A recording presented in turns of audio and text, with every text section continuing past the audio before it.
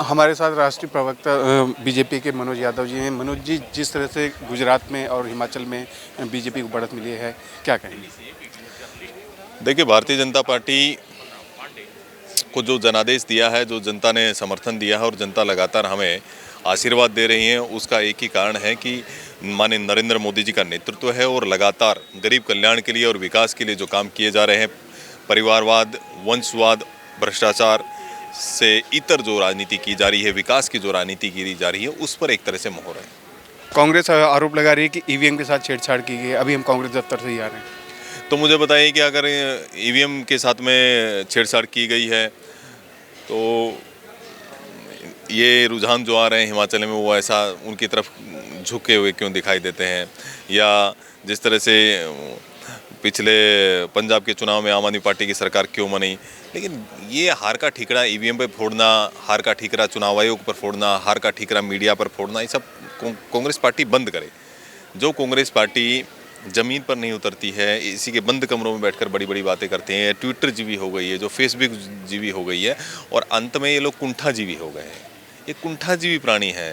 ये लोग कुछ काम करना नहीं है, जनता जनार्दन के मुद्दे उठाने नहीं है, जनता के बीच जाना नहीं है, और उनका सुपड़ा इसीलिए साफ होता जा रहा है। आप लगातार देखिए कि केवल मात्र 2 राज्यों में उनकी सरकारें बन गई है। तो नेता नहीं है उनके पास, नीति नहीं है और नीयत उनकी साफ नहीं है। उनके पास कार्यकर्ता भी नहीं है। उनके नेता ऐसे हैं जो हमेशा माननीय नरेंद्र मोदी जी को गाली देते हैं, नीच बोलते हैं, रावण बोलते हैं, क्या क्या आप शब्द बोलते हैं। उनके पास बताइए मुद्दे कौन से हैं, कौन से मुद्दे लेकर के वो जनता के बीच जाते हैं? वो केवल और केवल दिशाहीन और मुद्दा विहीन राजनीति कर रहे हैं, क्योंकि उनके पास ना नेता है, ना नीति है और ना नीयत उनकी साफ है। वो कह रहे थे, अभी जब मैं गया तो उन्होंने कहा कि बीजेपी हमेशा इलेक्शन मोड में रहती है, हम इसमें कहीं ना कहीं पिछड़ जाते हैं। वो मानते हैं कि वो पिछड़ रहे हैं। देखिए, भारतीय जनता पार्टी जब विपक्ष में थी तो भी इसी तरह से हम लोग चुनाव लड़ते थे। हम लोग सत्ता पक्ष में हैं तो भी चुनाव लड़ते हैं। भारतीय जनता पार्टी एक कैडर बेस्ड पार्टी है। हमारे लिए नेशन फर्स्ट है, उनके लिए फैमिली फर्स्ट है। वो लोग परिवार के लिए लड़ते हैं, हम लोग देश के लिए लड़ते हैं। और भारतीय जनता पार्टी 365 24/7 काम करती है। तो हमारा एक कैडर मजबूत कैडर है। तो इसमें क्या है, आप भी अपना कैडर खड़ा कर सकते हैं। तो भारतीय जनता पार्टी विपक्ष की भूमिका तो निभाएगी नहीं। तो विपक्ष को चिंतन करना है कि वो किस तरह की भूमिका निभाना चाहता है। वो अपना कैडर खड़ा करना चाहता है या क्या करना चाहता है। भारतीय जनता पार्टी विश्व की सबसे बड़ी पार्टी है। आखिर क्या कारण है कि विश्व की सबसे बड़ी पार्टी बनी है? जनता जनार्दन का आशीर्वाद है, जनता जनार्दन का समर्थन है। जनता जनार्दन हमारे से जुड़ रही है, क्योंकि उसका मूल कारण है कि साख का प्रश्न है।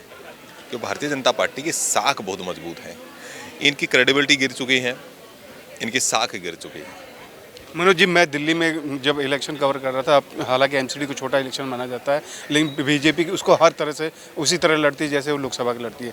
आम लोगों में जब मैं गया था तो उन्होंने एक चीज़ कही थी कि भारत का मान बढ़ा है। G20 की अध्यक्षता मिलने के बाद मान बढ़ा है। मोदी जी की तारीफ की, बीजेपी की तारीफ की, लेकिन वो नतीजों में नहीं बदल पाया।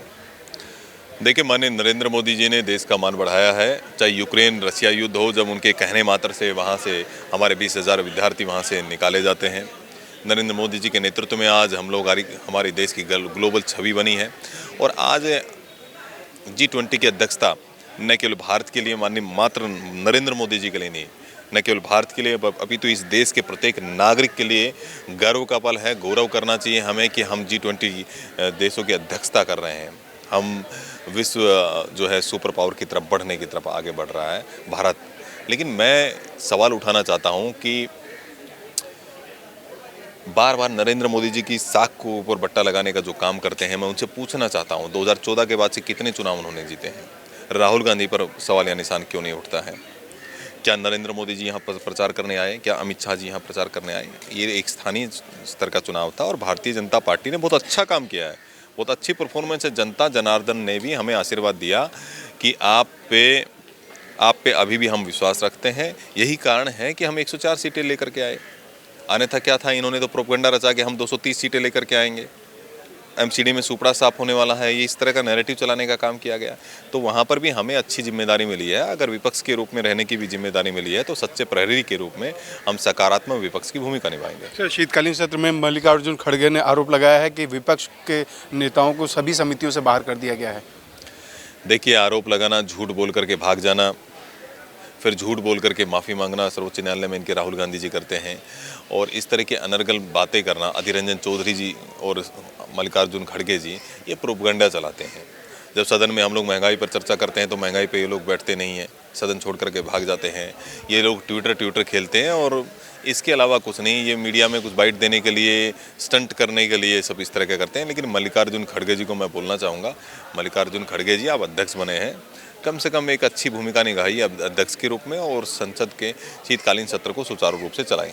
ये थे मनोज यादव, राष्ट्रीय प्रवक्ता बीजेपी के, जो साफ तौर पर विपक्ष पर हमलावर हैं। गुजरात की जीत और हिमाचल की जीत का श्रेय कहीं न कहीं वो नरेंद्र मोदी को और पार्टी कार्यकर्ताओं को देते हैं। कैमरा पर्सन दीपक के साथ Prem Upadhyay, news watch India, Delhi.